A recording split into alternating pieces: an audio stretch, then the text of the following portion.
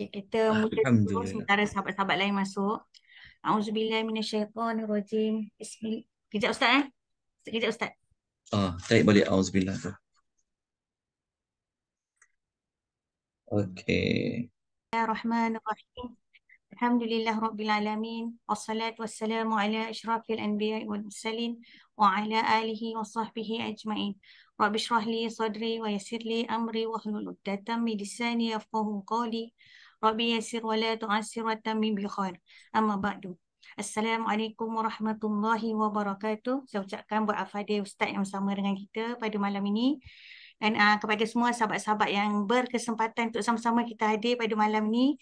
InsyaAllah saya rasa mungkin sahabat-sahabat lain akan masuk. Jadi boleh mula sharekanlah link kita pada sesiapa saja yang nak masuk untuk sama-sama kita mendengar dan mengambil iktibar, mengambil ibrah daripada pengajian kita malam ini.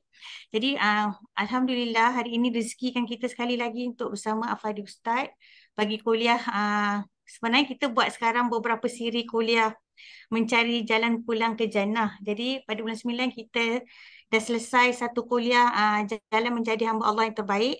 Jadi pada bulan ini insya-Allah kita akan adakan dua bahagian. Bahagian pertama dan kedua, lelah berbuah syurga, lelah berbuah jannah. Bahagian kedua tu saya belum bincang lagi dengan Ustaz bila kita nak adakan dalam bulan ini. Sebab kita kena lihat juga masa kelapangan Ustaz dan juga sahabat-sahabat yang lain. Jadi hari ini tajuk kita lelah berbuah jannah adalah bahagian pertama yang akan dikupas oleh Ustaz di bawah beberapa subtopik. Dan dalam masa yang sama jika ada sebarang persoalan boleh utarakan pada hujung Ustaz dalam 10-15 minit sebelum kita tamat kuliah kita. Jadi tanpa melengahkan masa, saya memperkenalkan dulu Al-Fadhil Ustaz yang bersama dengan kita pada hari ini. Sekali lagi kita bertuah dapat bersama dengan Al-Fadhil Ustaz Muhammad Yusof Arba'in yang merupakan pengasas Akademi Tadabbur Malaysia. Dan tanpa melengahkan masa, saya menyerahkan kuliah kita kepada Ustaz. Silakan Ustaz. Assalamualaikum warahmatullahi wabarakatuh. Alhamdulillahi rabbil alamin. Wassalatu wassalamu ala asyrafil anbiya'i wal mursalin wa ala alihi wa sahbihi ajma'in. Allahumma salli wa sallim ala nabiyyina Muhammad wa ala alihi wa sahbihi wa man tabi'ahum bi ihsanin ila yaumiddin amma ba'. Pertama-tamanya dan buat selama-lamanya, kita seharusnya mengucapkan rasa syukur yang tidak terhingga kepada Allah. Malam ini seperti yang diwar-warkan, ini adalah kuliah bulanan ya, anjuran sahabat Mihrab. Apa tu? Mihrab Circle kan? Ya Ustaz, Mirat Seka 4 Ah, pagi, 4 AM. Kebulan. Okey, yang mana pengisian malam ni kita ada dua siri, ada dua episod, ada dua bahagian. Tajuknya adalah berkenaan dengan lelah berbuah jannah. Okey, satu tajuk yang sangat cantik, satu tajuk yang menepati kepada konsep Al-Quranul Karim, menepati seperti mana yang disebut oleh Nabi SAW. Okey, pengisian kita pada malam ini, kita akan merujuk kepada dua rujukan. Yang pertama kita rujuk pada buku yang dengan rahmat Allah saya telah berjaya terbitkan pada bulan Ramadan baru-baru ini, iaitu semua buku yang bertajuk Agar Lelah Berbuah Jannah ya, terbitan PTS. Alhamdulillah. Kemudian kita akan merujuk kepada 78 amal pembuka pintu-pintu syurga. Okey, saya tunjukkan dulu buku dia. Okey. Kalau buku dia, gambar dia macam ni lah. Okey, ini saya tunjuk PDF ya, yang dalam bentuk not soft copy dia. Okey, dia tak ada gambar lah sebab dia PDF. Kejap. Tajuk dia ni Agar Lelah Berbuah Jannah. Okey, lepas tu satu lagi nota yang kita akan rujuk dia, nota dia yang ini. Saya telah sharekan kepada doktor, mungkin doktor dah kongsikan. So ni nota dalam bentuk PowerPoint, nampak tak? nota dalam bentuk PowerPoint ni kan, ini macam ni kan, ini kan nombor 1. Okey, so kita semua sekali ada lebih kurang dalam 78. Ada 78 hujung sekali kat sini lah. Dia sampai nombor 78. Dekat sini. Nampak tak? Jadi, sebab tu tajuk dia adalah 78 amalan pembuka pintu-pintu syurga. Okey, dia dua rujukan ni dia bertepatan dengan tajuk. Tajuk kita lelah kan? Lelah ni maksudnya penat kan, bersusah payah. Okey, dia merujuk kepada amal. So kalau kita nak buat amal, kita memang kena penat. Kalau kita nak buat perkara-perkara kebaikan, memang pemerlukan, memang kita akan susah, memang kita akan penat. Tapi ingat, kepenatan kita itu tidak sia-sia. Kepenatan kita itu akan diberi balasan oleh Allah, iaitu adalah Al-Jannah. Baju tajuknya lelah berbuah jannah. Jadi untuk ke jannah, kena lelah dulu. Kena letih dulu. Kena susah dulu. Jadi nak susah apa? Nak kena buat apa? Dalam episod yang sebelum ini, kita telah cerita tentang menjadi kumpulan manusia yang terbaik. Itu pun termasuk amal-amal yang akan memerlukan keluar wang ringgit, tenaga, kesabaran, akan bermain dengan emosi dan macam-macam. Okey. Jadi, untuk mengukuhkan pengisian ini, saya ada kirimkan nota ya, slide 78 amal pembuka pintu syurga. So dapatkan. Jadi kita akan buat silang rujuk lah. Okay, antara amal apa yang menyebabkan kita penat tapi Allah bagi syurga, insyaAllah kita akan ceritakan. Okay, harap semua dapat tentang kedua-dua maklumat ini. Cuma kita tak dapatlah untuk bincang ke semua amal-amal tersebut. Ya, sebab waktu kita terlalu singkat sebenarnya. Ini pun dah pukul 9, 7 malam dah. Ya, so kita ada lebih kurang dalam 2 jam, 2 jam setengah macam tu. Okay, tak apa. Walaupun tak lama, walaupun waktunya singkat, Allah Ta'ala ni, dia masuk ke kita dalam syurga bukan melihat kepada lama, bukan melihat kepada banyak, tapi melihat kepada kesungguhan, keikhlasan, keazaman kita. Moga-moga Allah masukkan kita ke dalam syurga. Okey.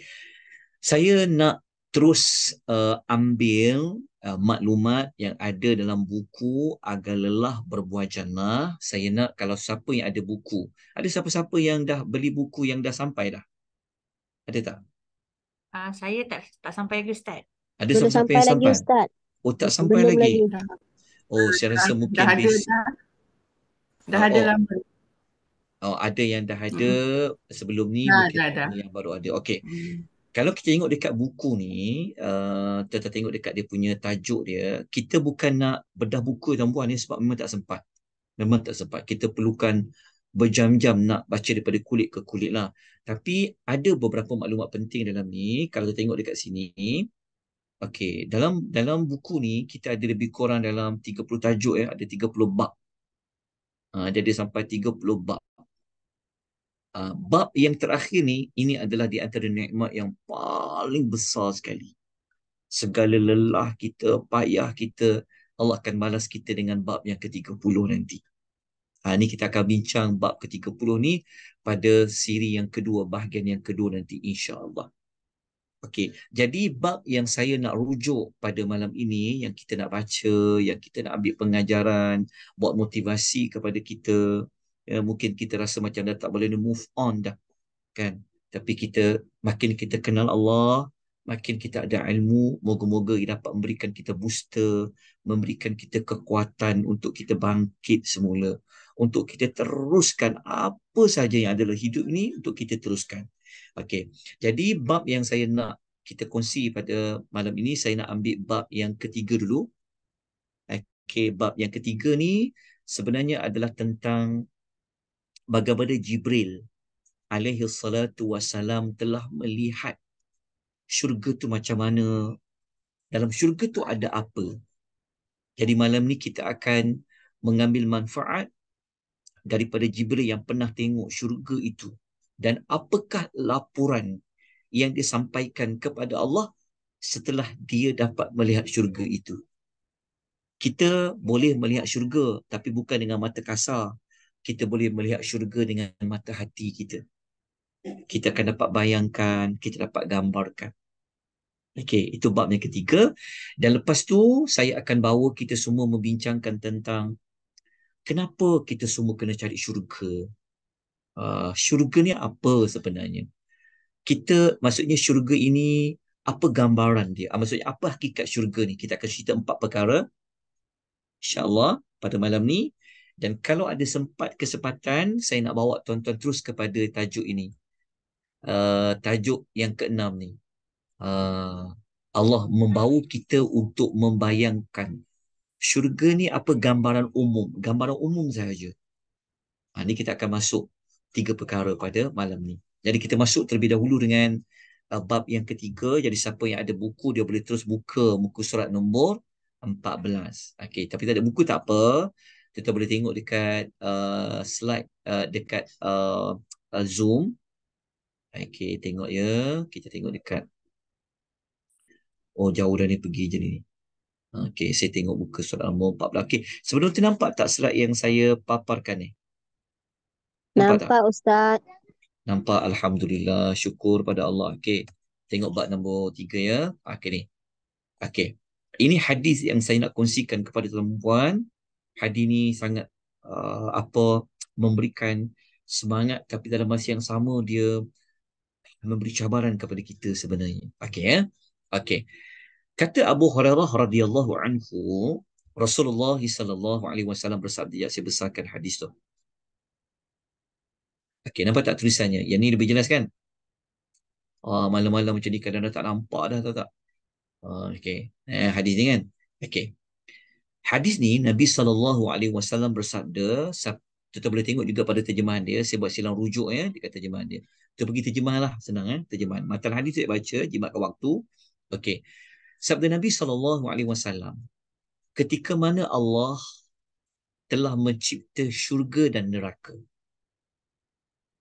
Allah telah mengutus, Allah telah hantar malaikat Jibril untuk pergi ke syurga.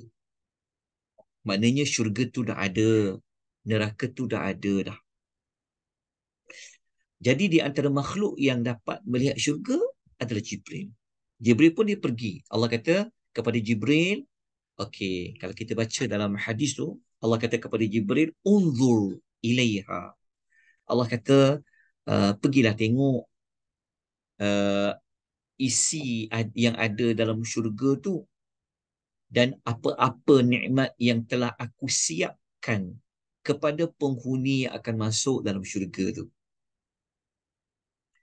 Nabi SAW bersabda, Jibril pun pergilah mendatangi syurga tu. Pergilah ke syurga tu. Bila sampai kat syurga tu, dia pun tengok dalam syurga tu. Lepas tu dia lihat apa yang Allah telah sediakan kepada penghuni dalam syurga itu. Okay, lepas dia dah tengok, dia dah survey, dia dah tengok ke semua-semua tu, maka Jibril pun kembalilah menghadap Allah dan Jibril pun berkata, Jibril buat laporan. Dia kata apa kepada Allah? Dia kata, fawa'izzatika. Dia kata, demi kemuliaanmu. Demi keperkasaanmu ya Tuhan. Dia kata, tiada seorang pun yang mendengar kisah syurga ini, kalau dia tahulah pasal syurga ni, kata Jibril, melainkan dia pasti berminat untuk masuk ke dalamnya. Okey, jelas setakat ni keterangan Jibril. Jibril kata, kalau siapa-siapa dengarlah pasal syurga ni, pasti dia akan mengidamkan. Dia bercita-cita nak masuk dalam syurga. Okay. Kemudian, apa yang berlaku? Allah Ta'ala perintahkan buat kali yang kedua untuk Jibril pergi tengok kembali ke dalam syurga. Tapi sebelum dia pergi tu, Allah telah memerintahkan supaya syurga ini dikelilingi. Maksudnya Allah Ta'ala telah pagarkan. Allah minta supaya syurga tu diletak pagar halangan-halangan dengan segala bentuk kesukaran. Masa Jibril pergi kali pertama tu, tak ada halangan. Dia boleh masuk dalam syurga, dia tengok. Tapi kali ni, Allah telah letak pagar yang mengelilingi syurga tu. Allah letak pagar ni maksudnya adalah Allah letak halangan-halangan, bentuk-bentuk kesukaran, kepayahan yang jadi seperti pagar lah. Okey. Kemudian Allah berfirman kepada Jibril. Allah kata, irji'. Allah kata, datanglah semula. Allah kata, pergilah semula. Ilaiha, kepada syurga. Fanzur ila ma addadtu li ahliha. Allah kata, kau pergi semula wahai Jibril ke dalam syurga. Allah kata, datanglah semula ke dalam syurga dan lihatlah apa-apa yang telah aku persiapkan kepada penghuninya di dalam syurga itu. Okay. Maka apa Jibril buat? Tanpa bertangguh, Jibril alaihi salam kembali ke syurga buat kali yang kedua. Dan waktu dia sampai tu, dia telah melihat syurga telah dipagar, dikelilingi oleh pelbagai bentuk kepayahan. Okey, jelas setakat ni keterangan hadis ini. Setelah Jibril nak pergi syurga tu, maksudnya dia kali kedua ni dia tak dapat nak, maksudnya dia tak dapat nak pergi macam kali pertama lah. Enggak begitu mudah. Sebab dia nampak syurga ni telah ada penghalang-penghalang dia dengan betul-betul kesukaran tadi tu, kepayahan tadi. Jibril pun balik menghadap Allah, melaporkan kepada Allah. Dia kata kepada Allah, Azza wa Jalla wa izzatika. Dia kata, demi kemuliaanmu. Dia kata, demi keperkasaanmu. Jibril bersumpah, ya. Bersumpah dengan sifat yang ada pada Allah. Allah tu kan maha al-izzah, al-aziz kan. Jadi dia kata, demi keperkasaanmu, kemuliaanmu. Dia kata, laqad khiftu. Aku khawatir, kata dia. Aku bimbang, kata dia. Alla yadakhulaha ahadun. Tak ada sesiapa pun yang akan masuk ke dalamnya. Faham tak maksudnya? Kali kedua, waktu Jibril dia pergi tengok syurga, dia balik, dia kata, kalau macam ni dah, dia kata, tak ada seorang pun yang akan lepas dapat memasuki syurga. Hadis ini hadis yang sahih, ya. Hadis status hasan sahih, riwayat Imam Tirmizi. Sebab tu kalau tuan beli buku ni, tuan dapatkan setiap hadis kita akan buat macam ni maklumat dia. Hadis ni riwayat siapa, dalam kitab hadis mana nama dia, tajuk dalam chapter apa, topik apa, letak lagi nombor hadis dan kita akan letak status dia kat sini. Semua hadis yang ada dalam buku ni. Jadi tuan-tuan jangan bimbang tentang status hadis tu. Okey. Setakat ni boleh faham tak apa yang Jibril telah katakan? Kalau kita ni punya semangat nak belajar tajuk ni kan, agak lelah buah-buah jannah, teringin nak masuk syurga, semua sebut syurga. Tiap-tiap hari doa nak minta syurga. Tapi kalau kita baca laporan Jibril ni, tak ada chance, tak ada peluang nak masuk syurga ni.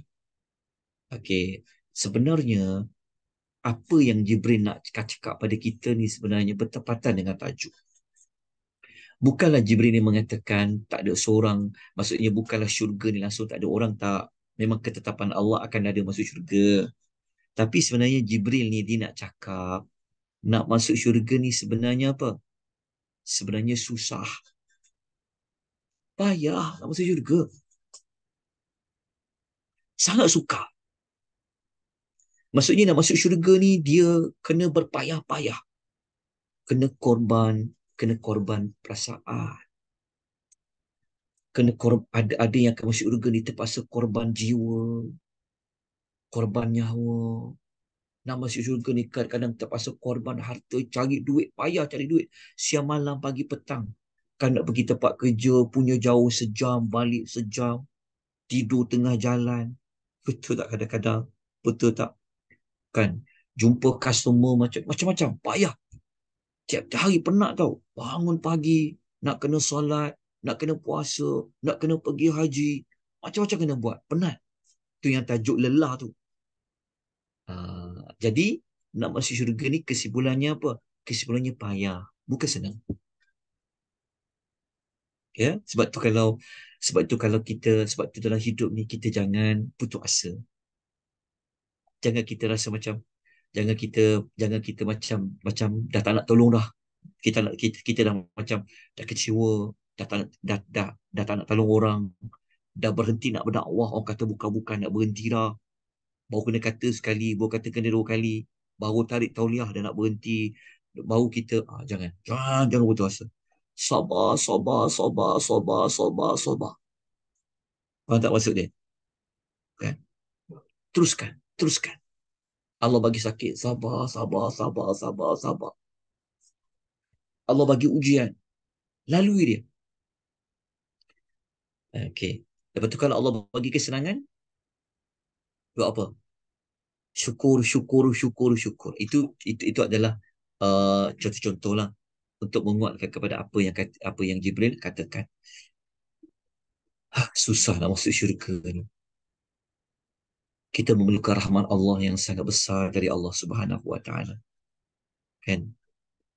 Tapi percayalah, kita ini Allah bagi peluang yang sangat banyak. Jadi antara peluangnya apa? Antara peluangnya adalah amal-amal soleh lah. Okey, nak tahu apa amal soleh yang payah untuk kita nak dapatkan syurga ni? Semua orang faham lah kan? Nak solat pun susah. Betul. Tetap nak kena bersiap, tambah lagi nak bersolat-solat tu, nak kena basuh lagi make up semua punya nak solat. Lepas tu nak kena pasang balik semula. Betul tak? Ya. Cari duit payah-payah, kerja siang malam pagi petang, kena keluar zakat. Betul. Lepas tu nak kena fikir pula orang sekeliling. Kan? Allah bagi pula ujian sakit. Tambah-tambah kita dah masuk umur-umur tua ni. Sakit pula Allah bagi. Betul. Lepas tu pula, selama ni kita ada teman yang menghiburkan kita. Tiba-tiba Allah ambil nyawa dia. Sunyi hidup kita. Hilang orang yang kita boleh luahkan perasaan, yang boleh pujuk kita. Betul tak? Itu semua adalah jalan-jalan untuk pergi ke syurga. Maknanya kalau kita dekat dunia ni tak bersusah, maknanya jalan ke syurga tu macam susah lah. Sebab memang kena susah. Okey, saya nak bagi satu contoh kepada tuan-tuan puan ya, antara amal yang susah nak lalu, tapi Allah ganti dengan syurga. Saya nak bawa tuan-tuan, ni, saya nak bawa tuan-tuan, sekejap Okey, saya tengok slide yang saya nak kongsikan ni. Okey. Ini slide 78 amal apa yang boleh masuk syurga ya. Okey, saya nak tengok contoh amal yang macam betul lah, kena susah, kena payah. Ya Allah ganti dengan syurga. Okey. Saya nak tengok. Nampak tak slide yang saya nak godek-godek ni, nampak tak? Nampak Nampak? Ustaz. Okey. Kita tengok dekat sini. Kita tengok dekat yang ni. Contoh ya, amal yang nombor 42 ni. Contoh, ini adalah musibah. Adalah musibah. Musibah, ada satu cerita ni, kisah orang bagi dia ujian, Allah bagi musibah dekat dia, dia tak sedar diri. Kalau penyakit ni sampai dekat dia, dia tak sedar diri. Ada yang kata dia kena rasuk jin. Ada yang kata dia kena penyakit sawan. Okey. Ada satu cerita, seorang perempuan dia berkulit hitam. Perempuan dia kulit hitam. Perempuan ni pernah sempat hidup zaman Nabi SAW. Okey. Cerita dia bermula sebenarnya. Kisah satu hari, Atha. Nampak perkataan Atha? Atha ni seorang tabi'in. Okey. Dia pernah hidup zaman sahabat, iaitu zaman Ibnu Abbas. Ibnu Abbas ni seorang sahabat Nabi. Ibn Abbas ni kita tahu dia adalah sepupu Nabi sallallahu alaihi wasallam radhiyallahu anhuma. Okey. Maka suatu hari Atha ni, sekejap ya. Saya tengah cari mana pemadam dia. Okey. Atha ni dia cakap macam ni. Kejap. Okey. Atha jumpa Ibn Abbas. Ibn Abbas kata pada dia, nak tak aku tunjukkan kau seorang perempuan, dia ni calon ahli syurga tau. Maka Atha kata apa? Aku ni maknanya tabi Atha tu lah. Dia kata, ya, aku nak tahu siapa perempuan tu. Ibn Abbas kata apa? Tu. Perempuan kulit hitam tu. Perempuan ni kan, dia pernah jumpa Nabi. Maknanya dia sempat zaman Nabi. Masa dia jumpa Nabi tu, dia cakap apa? Masa dia jumpa Nabi, perempuan ni dia kata apa? Dia kata, ya Rasulullah, aku ni ada penyakit. Penyakit tu kalau datang, aku tak sedar diri. Dan apabila aku tak sedar, aurat aku ni terbuka. Kan kalau orang tak sedar diri kan, macam contohnya orang kena rasuk jin ke, orang kena sawan kan, dia tak sedar. Dan dalam masa sama, aurat dia terbuka. Dia bimbang kalau dia tak sedar. Perempuan ni, dia bimbang. Dia sebenarnya bukan bimbang sakit tu, tapi dia bimbang aurat terbuka kalau dia tak sedar diri. Jadi dia mintalah kepada Nabi supaya doalah, ya Rasulullah, sembuhkan aku ya. Doakan kepada Allah, engkau doa kepada Allah supaya Allah sembuhkan aku. Okey, agak-agak tuan-tuan, kalau Nabi doa sembuh tak? Kan, tentu kita kata kesembuh lah. Okey, tengok perempuan tu kata, lalu apa jawapan Nabi SAW? Nabi jawab apa? Ke perempuan yang sakit tu, Allah yang bagi perempuan ni sakit. Betul tak? Tak ada orang yang minta penyakit. Perempuan kulit hitam ni tak pernah minta penyakit. Kan? Tapi dia tahu kalau dia sakit, aurat dia terbuka. Ni tak Nabi doakan sembuhkan dia. Lalu Nabi cakap apa pada dia? Saya terkesan, saya ni di antara hadis yang saya selalu ingat lah. Supaya bagi kuat semangat kan. Nabi kata apa? Nabi kata, jika engkau mahu, kata Nabi, saya gunakan ya, saya gunakan pointer mana? Pointer sekejap. Okey. Tapi kita nampak hadis ni kan? Boleh nampak ya? Okey. Nabi kata kat perempuan tu, jika kau mahu, soalannya Nabi bagi dia solusi macam ni. Nabi kata, pilihan pertama, kata Nabi, engkau boleh pilih sabar je lah dengan penyakit tu. Kalau kau sabar, Allah bagi kau syurga. Tapi Nabi kata, pilihan kedua, jika kau mahu, aku akan doa pada Allah untuk sembuhkan kau. Soalannya Nabi kata dekat dia, kau ada dua pilihan. Kalau kau sabar dengan penyakit yang Allah bagi pada engkau tu, Allah ganti kesabaran engkau tu dengan syurga. Tapi kalau kau jumpa aku, kau nak minta aku doakan, aku boleh doakan engkau sembuh. Kalau tuan-tuan jadi perempuan tu, hidup zaman Nabi, tuan minta sembuh ke tuan-tuan nak sabar dengan penyakit tu? Kalau saya pun akan minta doa bagi sembuh lah, betul tak? Tapi perempuan tu apabila dia tahu Allah ganti dengan syurga yang cakapnya adalah Rasul, dengan bibir Nabi dapat syurga tu, maka wanita tu kata apa? Tak apalah kalau macam tu, aku ambil pilihan pertama lah. Aku nak sabar lah. Kenapa dia nak sabar? Maksudnya apa? Dia tak nak Nabi doakan dia sembuh. Padahal mula-mula tadi dia minta dia sembuh. Bila dia tahu, oh Allah tukar dengan syurga, tak apalah aku sabar lah. Dia kata. Kemudian, dia berkata lagi dekat Nabi. Dia kata, tapi dia kata, aku bimbang lah. Kalau aurat aku terbuka nanti, maknanya perempuan ni kan dia buat pilihan tak nak sembuh. Maknanya penyakit tu akan sisa datang lah. Ada tak? Cuma dia takut kalau penyakit datang nanti, aurat dia terbuka. Dia kata, ya Rasulullah, doalah kepada Allah supaya aurat aku tak terbuka. Lalu Nabi SAW pun mendoakan dia. Faham tak maksud dia? Nabi mendoakan bukan doa sembuh, tapi doa supaya perempuan ini kalau penyakit dia datang, auratnya tidak terbuka. Nabi doa yang itu. Apa yang kita dapat belajar daripada hadis ni? Apa teladan dia daripada hadis ni? Kaitkan balik dengan hadis Jibril tadi.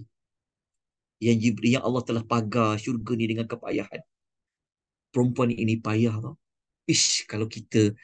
Kalau kita pilih doa sembuh lah kan, ala-ala jumpa Nabi, doa Nabi Musa ajak confirm kan, dengan izin Allah tu memang akan sembuh. Tapi perempuan dia tahu Allah yang datangkan penyakit tu, Allah yang takdirkan. Allah telah susun hidup dia, dia akan ada timpa dengan penyakit yang dia takkan sedar diri kalau penyakit itu sampai. Maknanya perempuan ni terpaksa berlelah tak? Kita tengok kalau orang kena sawan macam mana. Doktor tahulah, Tuan Marina tahulah kan. Kita pernah tengok tak kena sawan macam mana. Saya baru ni pernah tengok seorang Bangladesh. Waktu saya nak pergi ke Lotus, depan mata, terkejang-kejang dia sampai keluar air liur dia. Nasib baik ada seorang lelaki ni, dia sempat letak sudu. Saya pun tak faham cara teknik letak sudu kat mulut dia tu. Dan kejang-kejang macam tu. Cuba kita bayangkan perempuan tu, kalau penyakit sawan dia sampai, macam mana? Agak-agak. Tapi dia tahu, syurga nak masuk ni perlu payah. Perlu letih. Perlu sabar. Moga-moga kita dapat inspirasi daripada kisah wanita ini. Jelas tak? Ibu-ibu, tuan-tuan dan puan, ya Allah rahmati, ya Allah kasih sekalian. Saya suka di antara amal ini, hadiah-hadiah ini selalu hadiah yang bagi kita semangat. Kan? Kadang-kadang fikir daripada satu masalah. Itu yang orang tua-tua kata apa, sudah jatuh di timpa tangga. Bukan tangga saja timpa dia, atau boleh golek pula jatuh. Tapi apabila dia ingat syurga, dia bangun balik. Teruskan hidup. Jalan dia. Betul tak? Semoga-moga kita Allah masukkan ke dalam syurga ya. Okay, jelas untuk saya buat contoh amal ni, tapi dalam susunan nota tu ini adalah amal yang ke-42 daripada 78. Okey ya. Moga-moga kita semua dapat banyak faedah.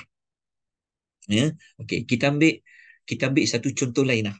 Saya nak ambil satu contoh amal lain, nanti kita terus masuk tentang sebab kita nak kuatkan tajuk lelah tu nak capai lelah tu macam mana tu. Mari kita tengok satu contoh amal lain. Sekejap ya, saya nak pilih amal apa. Tuan-tuan ada tak contoh amal yang tuan-tuan sedang alami dan ada kaitan dengan syurga tak? Saya tengok contoh amal apa ya. Tengok dekat sini. Saya nak buat contoh amal salat lah. Kita ambil contoh amal nak jaga anak ke. Sekejap ya. Kita ambil contoh macam solat lah. Kita ambil solat lah ya. Paling dekat dengan kita. Kita tengok tentang solat sunat rawatib lah. Kan? Dia buat Allah. Dia terlari pula satu solat tadi. Okey, kejap ya. Kita tengok dekat sini. Allah. Dia lain ni. Okey. Saya nak buat soalan. Okey, sambil-sambil tu ada pertanyaan hujung Doktor, kita buat pertanyaan kat hujung Hujung lah Ustaz. Okey, hujung Okey, kejap. Okey, saya buat contoh kat sini. Allah, dia sebab slide ni saya terbuka dua slide, jadi dia macam dah terlari-lari dah. Okey, tak apa. Okey, nampak tak? Nampak ke tak nampak ni? Tak nampak Saya Tak kena. nampak. Okey, kita nampak kat sini. Okey, nampak tak? Nampak Ustaz. Okey ya, kita tengok contoh Ini satu lagi contoh untuk kuatkan tajuk lelah tadi. Lepas tu kita sambung balik tajuk syurga nanti kejap lagi. Okey. Contoh, Allah tawarkan sebuah rumah dalam syurga bagi sesiapa yang ada kaitan dengan salat sunat lah. Okay, salat wajib itu seperti maklum. Kita tengok tentang salat sunat. Tengok dekat sini. Okay, salat sunat rawatib contoh. Okay. Kenapa dia payah? Tengok Nabi kata apa. Nabi SAW bersabda, tidaklah seorang hamba Muslim yang buat salat sunat kerana Allah setiap hari ni. Perkataan setiap hari. Kena buat setiap hari. Tak penat ke? Tapi sebab syurga tadi faham, susah nak masuk syurga ni. Kena buat je kita tiap hari ni. Berapa rakaat? 12 rakaat. 12 rakaat setiap hari, 12 rakaat. Ya, Allah akan bina untuk dia sebuah rumah dalam syurga. Kita tak perlu bayar dengan duit. Tak perlu buat pinjaman dengan bank. Syaratnya apa? Istiqamah. Tiap hari buat 12 rakaat. Semayang sunat rawatib, qabliyah dengan ba'diyah. 12 rakaat tu apa? Kita semua tahulah kan 12 rakaat tu apa? Mari kita tengok hadis tu kata apa? Sekejap ya. 12 tu apa? 4 rakaat sebelum semayang zuhur. 2 rakaat selepas zuhur. 2 rakaat selepas maghrib. 2 rakaat selepas isyak. 2 rakaat sebelum subuh. Setiap hari 12 rakaat. Nak maintain setiap hari ni macam mana? Tak penat ke? Nak urus anak lagi, nak urus cucu lagi, nak kerja lagi, masak lagi, basuh baju lagi. Dan dia buat 12 rakaat ni. Kan? Kalau ikutkan dah, kalau boleh ikutkan dah, kita nak terbaring dah, penat sangat dah. Ya Allah. Lepas tu bermain dengan emosi pula. Contoh kan. Orang ngatur kita pula. Dengan fizikal letih, emosi penat, otak penat. Tapi memandangkan syurga ni, aku kena penat nak masuk syurga ni. Aku kena letih. Aku kena penat. Dia tetap tunaikan 12 rakaat. Kenapa? Kan dia nak nanti apa dia masuk syurga, dia dapat satu rumah yang special yang Allah bina untuk dia dalam syurga. Nampak tak? Syurga tu jadi motivasi untuk kalau yang penat tadi tu dah tak nak, dia dah jadi macam dah tak penat dah. Sebab dikenangkan syurga tadi. Ini contoh nak menunjuk masuk syurga ni kena buat amal berbentuk ada cara dia dengan kena buat setiap hari seperti solat ini. Ini contoh. Okey. Moga-moga dua contoh tadi memberikan kita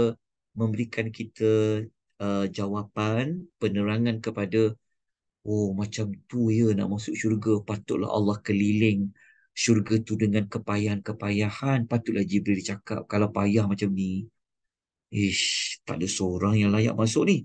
Okey. Dah selesai maklumat itu, kita patah balik kepada buku syurga. Saya nak kita semua pergi membincangkan tajuk syurga ni apa sebenarnya. Okey, dalam syurga ni apa? Okey, saya pergi pada tajuk ni jap ya. Saya kecilkan sikit. Okey, saya kecilkan sikit. Moga-moga saya tak terlambat sangat supaya objektif pengisian kita ni tercapai. Okey, mari kat sini. Ni. Kita bincang hari ini tentang syurga yang kita dambakan ni sebenarnya apa sebenarnya? Maksudnya Allah ciptakan syurga ni untuk apa? Okey. Syurga ni tuan-tuan dan puan, rahimani rahimakumullah ya. Dia sebenarnya syurga ni sebenarnya adalah seperti kita berjual beli antara kita dengan Allah. Ni. Dia adalah seperti kita jual beli dengan Allah. Okey, maksudnya macam mana? Begini. Kalau kita berniaga, semua orang nak untung tak? Tak ada orang tak nak untung. Semua orang nak untung. Dan sangat bertepatan maklumat ni kan, kita tahu Al-Quran akan turun pada orang Arab. Orang Arab suka berniaga. Betul tak? Jadi semua orang akan fikir untung. Kan? Lagi banyak dia dapat jual, lagi banyak untung dia. Rupa-rupanya, tuan-tuan ya, kita ni kalau boleh untung nak berganda-ganda, betul tak? Nak 2-3 kali ganda. Contohnya modal 100, lepas tu kita boleh untung 200. Nak tak? Mestilah nak. Betul kan? Tetapi Allah Ta'ala bagi lebih daripada 200 tu. Allah bayar dengan apa? Allah bayar kepada kita dengan syurga. Ni dalil dia. Tengok Allah kata apa ya. Okay, sebagai contoh. Dalam surah At-Taubah ayat 11, kata 11, kita pergi pada terjemahan terus ya. Terjemahkan waktu. Allah Ta'ala berfirman. Sesungguhnya Allah telah membeli daripada orang yang beriman. Orang beriman ni dia jual apa? Dia jual jiwa dia. Susah tau. Dia jual jiwa dia. Dia korbankan harta benda dia. Allah beli dengan apa? Allah membeli dengan memberikan syurga kepada mereka. Tetap tak nak kalau ada orang bayar, kalau ada pihak yang membayar dengan syurga, tak boleh ditulis dengan berapa kosong. Nak kata 6 kosong, 7 kosong. Okay, kita kan suka tengok berapa kosong kat belakang dia. Kalau 6 kosong berapa? 1 juta. Kalau 7 kosong, Allah membayarnya dengan orang yang apa? Sanggup dijaga iman dia. Sanggup dikorbankan jiwa dia. Itu yang kita sebut tadi tu. Kan? Orang maki dia sabar. Tahan perasaan ni. Ah, dia sabar dia. Kan? Sakit mental dia. Kan? Lepas tu, harta benda dia. Kan? Dia tolong orang susah. Dia pun susah juga. Kan? Dia pun cukup-cukup. Dia cukup makan je. Tapi ada jiran sebelah. Makan pun tak ada. Dia ni harap dia pencen je. Nasib baik pencen dia lagi. Kalau pencen dah tak ada, susah juga. Betul kan? Tapi tengok jiran kesian. Beras pun tak ada. Kan? Tapi dia sanggup. Tanggup kata kat jiran dia. Ambillah duit saya ni. Saya ada 50 je. Kan? Ambillah 30 ni. Walaupun dia tahu 50 ni lah duit simpanan dia. Tapi sebab dia tahu tolong orang lain, bantu orang lain, Allah tawarkan kepada dia syurga. Dia sanggup buat. Allah akan ganti, Allah akan bayar duit 30 tadi dengan apa? Dengan syurga. Allah janji. Okay, tentang Muhammad Rahimani Allah. Jelas Jadi sebenarnya syurga ni, itulah sebenarnya keuntungan. Allah bayar kita dengan syurga. Itu dipanggil akad jual beli. Sebab Allah kata Allah telah membeli. Dapat tak? Allah telah membeli. Okay. Kemudian, yang kedua, syurga ni, dia merupakan satu khabar yang paling gembira sekali. Saya nak tanya tuan-tuan dan perempuan. Sepanjang hidup, apa berita yang paling gembira tuan-tuan dapat lah? Apa berita paling gembira yang tuan-tuan pernah dapat? Anak masuk universiti, anak dapat cucu, dapat cucu pula ustaz, kami muda lagi ustaz, semua-semua ni. Betul tak? Apa berita paling gembira? Dapat anak, selama ni usaha nak dapat anak, tapi dia sabar, dia cinta dengan takdir Tuhan, kan? Tiba dapat anak, oh berita paling gembira contoh. Apa lagi? Sebutkan apa berita yang paling gembira tu tak dapat. Kan? Macam kita dulu, masa COVID dulu, diumumkan boleh merentas negeri. Oh, ya Allah, gembiranya kan. Tapi kita terlupa berita yang sangat menggembirakan kita. Apabila Allah umumkan kita layak untuk mendapat syurga Allah Subhanahu wa ta'ala. Sebab tu kita tak boleh gembira lagi sekarang. Masa dekat dunia ni, sebab tu kalau kita baca dalam hadis, Nabi kata kalau kamu tahulah susah payahnya hidup dalam kubur akhirat, tentu kamu akan banyak menangis daripada kamu banyak ketawa. Tidak. Selagi kita tak masuk syurga, janganlah gembira. Bukanlah kita nak sedih je mukanya sepusing je mukanya tak sunnah pula. Bukan nak suruh kita sedih je, tapi kita kata aku dekat dunia ni aku tak boleh nak gembira sangat selagi tak masuk syurga. Sebab tu kita tengok contoh dalam surah Al-Baqarah ayat 25 Allah kata apa? Wa basyiril ladzina amanu wa amilus salih. Allah kata sampaikanlah berita gembira. Berita gembira kepada siapa? Dia jaga iman dia. Dia buat amal soleh dia. Apa berita gembira tu? Mereka akan dapat syurga yang mengalir di bawahnya sungai-sungai. Okey, jelas tuan-tuan, syurga. Ha, agak-agak lah agak-agak bayangkan kalau lah Kalau kalau kita dapat syurga kan, Allah janji dapat syurga, kita akan update tak dekat FB? Kita akan viral tak kata orang? Betul tak? Kita dapat anak pun kita dah share ke orang dah, betul tak? Betul tak? Aku dapat ni. Oh, kita dah share ke orang. Tolong share lagi. Hashtag tolong share lagi tulis kan? Tapi itu bukanlah berita gembira yang hakiki. Berita gembira hakiki apabila Allah masukkan kita ke dalam syurga. Okey, itu yang kedua. Okey. Lepas tu boleh baca lah ayat-ayat lain ya. Saya contoh je. Okey, yang ketiga. Syurga ni adalah tempat orang-orang yang mendapat kejayaan. Tapi bukan kejayaan kecil-kecil tau. Kejayaan yang besar sangat. Kejap. Kita dengar bunyi WhatsApp saya. Dengar tak? Kan? Siapa Tak pula dengar yang Ustaz. WhatsApp?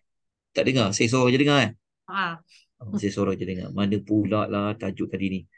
Allah. Okey. Dia dah nampak tak slide saya pasang ni? Nampak ah? nampak Ustaz. Nampak buku Okey. Semua orang nak jadi orang berjaya. Betul tak? Mungkin, mungkin setengah orang kata, oh aku dah dapat segulung ijazah. Bukan tengok, cuba tengok gambar orang konvoi kan. Lama dia punya selfie dia. Kita pun bangga dengan anak kita, betul tak? Kan? Tengok pakai baju konvoi, contoh. Ataupun kita tahu anak kita ni jadi menteri ke. Tahu mungkin anak kita ni telah famous ke. Ibu mana kan? Ibu mana yang tak bangga dengan anak dia berjaya, betul tak? Semua orang akan berjaya. Dunia nikmati dia. Tetapi kita mesti pesan dekat anak-anak kita. Pesan dekat diri kita, pesan dekat semua orang. Kalau anak kita ada PhD sekalipun, tetap ada pangkat profesor sekalipun, tetap kita kata pada anak kita, nak, mak bangga kau dapat kerja besar, kau dapat pangkat besar nak. Jauh beza kau dengan adik-adik kau yang lain. Kan? Mak tumpang bangga. Orang kampung ni pun bangga dengan kau. Orang taman ni semua sebut-sebut nama kau. Sejuk hati mak kita. Sejuk hati mak yang mengandung kau. Betul tak? Tapi kita ingatkan anak kita. Nah, selagi mana kita tak masukkan ke dalam syurga, Allah tak masukkan kita dalam syurga nak. Kita belum lagi berjaya sebenar-benarnya. Pada penilaian orang dekat dunia, orang akan nampak seperti yang kita nampak sekarang. Tapi ingat nak, kejayaan yang hakiki, yang sebenar-benar berjaya, apabila Allah masukkan kita ke dalam syurga. Kan? Nanti kalau masuk syurga nak, kau jangan lupakan mak ya. Mak pun nak masuk syurga dengan kau sekali. Kau pimpinlah mak masuk syurga. Kan? Kita sama-sama syurga ya nak. Contoh kan. Okay. Yang ini, ada Allah sebut dalam surah Al-Hasyr ayat nombor 20. Tengok Allah kata apa. Allah kata la yastawi ashabun nari wa ashabul jannah wa ashabul jannati humul faizun. Allah kata tak sama orang ahli neraka dengan ahli syurga. Ahli syurga lah orang-orang yang dapat kejayaan. Allahumma salli. Allahu akbar. Okey. Lepas tu kita lanjutkan lagi, kejayaan itu tahap macam mana? Tahap macam mana kejayaan itu? Kalau kita rujuk dalam surah An-Nisa ayat 13 ni, Allah ada bagi jawapan. Allah kata kejayaan itu macam mana? Allah kata wadzalikal fawzul azim. Nampak tak? Wadzalikal fawz al-azim. Allah kata itulah kejayaan yang amat besar. Okey, itulah syurga. Patutlah perempuan yang kulit hitam tadi tu, dia sanggup, dia sakit. Kan? Dia dapat kejayaan yang paling besar. Okey. Kemudian yang terakhir sekali, yang keempat, hakikatnya yang keempat, syurga ni apa? Dia adalah sebaik-baik tempat tinggal, tempat kita nak berehat, tempat kita nak bermalam, tempat kita nak dapat ketenangan. Iaitu dalam syurga. Semua orang Kita kalau kita bekerja dekat luar kan, mesti tak sabar nak apa? Tak sabar nak balik kan? Tak sabar nak tengok anak, tak sabar nak balik sebab apa? Sebab kita penat dah kerja kat luar. Nak balik rumah, nak tenang, nak berhibur, nak berehat. Betul tak? Tetapi itu sementara je. Kita tak nak nanti rumah kita selesa besar. Rumah kita cantik kat dunia. Tapi di hari akhirat Allah tak bagi rumah yang luas. Allah tak bagi kita bahagia, jangan. Kita mesti kena target masuk syurga dengan rahmat Allah. Kerana itulah tempat untuk kita tinggal selama-lamanya. Tempat kita nak berehat. Tempat kita nak berbaring. Tempat kita nak bersandar. Kalau kita faham yang ni kan, kita tak akan berlama-lama duduk kat rumah. Kita tak masuk rumah sekejap, rumah kita besar. Kita akan macam, kita sayang dengan masa. Faham tak? Kalau tidak nak tidur je kan. Oh, penat lah. Bukan maksud tak boleh berehat, boleh. Tapi kita akan fikir macam ni. Apalah sangat aku duduk lama-lama macam ni kan. Duduk lama-lama kat sofa ni. Aku banyak kerja ibadat nak kena buat ni. Banyak benda nak kena buat lagi ni.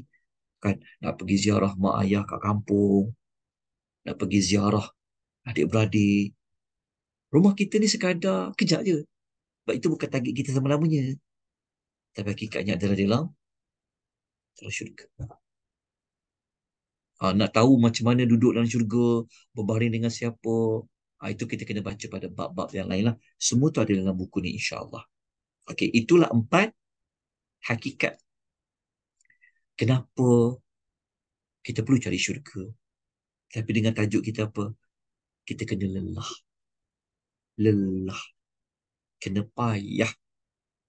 Kena bersusah-susah. Okey. Moga-moga jelas dengan 4 hakikat tadi. Jadi untuk apa? Untuk memotivasikan lagi kita semua ni. Kadang-kadang kita fikir kan macam, ish, tak nak tidur lah malam ni. Kita tak. Macam, sebab kalau kita kira waktu makan, waktu tidur, waktu bersembang, waktu tengok TV, waktu bersia-sia dengan ibadat yang khas, dia rasa macam kalau kita kira lah kan.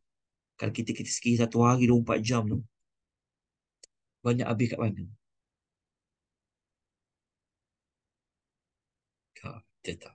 Kadang penat dengan makan. Kan? Penat lah. Entahlah. Bukan maksud tak boleh, bukan. Tapi dengan tajuk kita ni. Kan? Ni baru baca Quran selai dah. Aduh, penat dah. Betul tak? Tapi kenangkan hadis Jibril tadi. Ish, aku tak boleh ni. Aku kena baca lagi 2-3 muka surat ni. Betul tak? Semayang malam. Baru rakaat kedua. Aduh, penat dah ni. Kan? Tapi ingat pasal syurga ni. Tak apa, rehat sekejap. Nak buat lagi ni. Nak kena buat lagi. Nampak tak? Sekejap bangun, tidur malam. Kan? Kalau fikir pasal syurga ni payahnya nak masuk ni kan. Betul tak?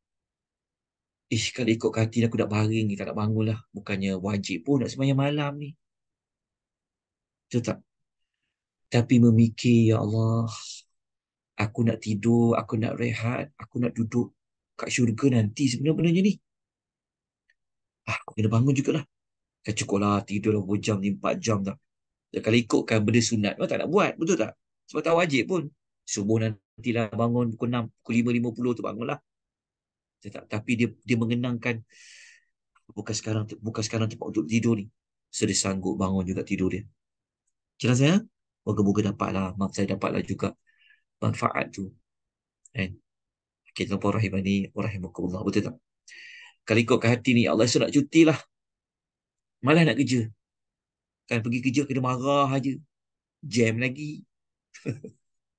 Tapi kita memenangkan, aku kena cari sesuap nasi nak bagi nafkah ke ahli keluarga. Sian kat suami aku ni, tengok sian dia ni. Kan? Tengok dia, cukup-cukup aku tolonglah dengan niat nak bantu suami. Betul tak?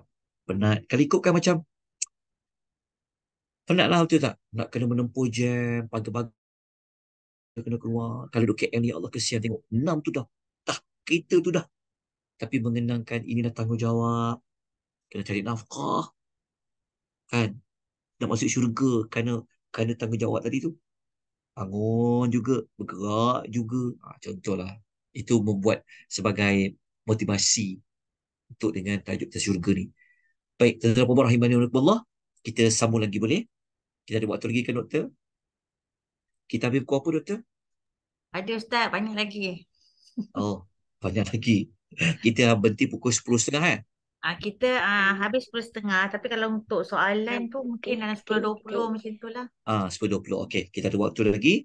Jom kita lanjutkan tajuk tentang gambaran syurga. Jom. Mari kita sama-sama melihat apa itu syurga. Syurga tadi kita dah empat hakikat tadi syurga tadi tu. Ni kita nak mendalami lagi. Kan? Lebih spesifik lagi gambaran tentang nikmat syurga. Kita tengok muka surat nombor 36. Okey. Okey, jom tengok syurga. Alright. Okey. Syurga ni yang kita nak dapatkan ni sebenarnya tau, Allah rahsiakan hakikat sebenar. Rahsia hakikat sebenar ni macam istilah macam ni lah, macam surprise. Macam tu. Itulah maksud dia sebenarnya. Tak? Syurga ni sebenarnya Allah nak buat kejutan dekat kita. Cuba tuan bayangkan. Tetapi biasa tak orang buat kejutan kat dalam puan? Suami ke, anak-anak ke, buat kejutan. Dia nak bagi hadiah ni, dia bagi hadiah ni. Dia kata kejutan. Akhirnya terkejut kita. Ada orang tak suka terkejut-kejut ni. Tapi itulah maksudnya nikmat dalam syurga ni. Kita punya terkejut nanti ni. Sebab Allah rahsiakan. Apa sebenarnya nikmat dalam syurga tu? Walaupun kita dengar macam sama, ada buah, ada nikmat. Kita dengar, macam sama nama tu. Tapi sebenarnya tak. Sifat dia Allah nak buat kejutan. Kalau kita dapat hadiah, kalau kita dapat hadiah yang sama, contoh kita ketahui, tahun depan tahu dah hadiah apa ni. Suami aku ni kalau dia bagi buat ada ulang tahun ni, tahu dah hadiah apa ni.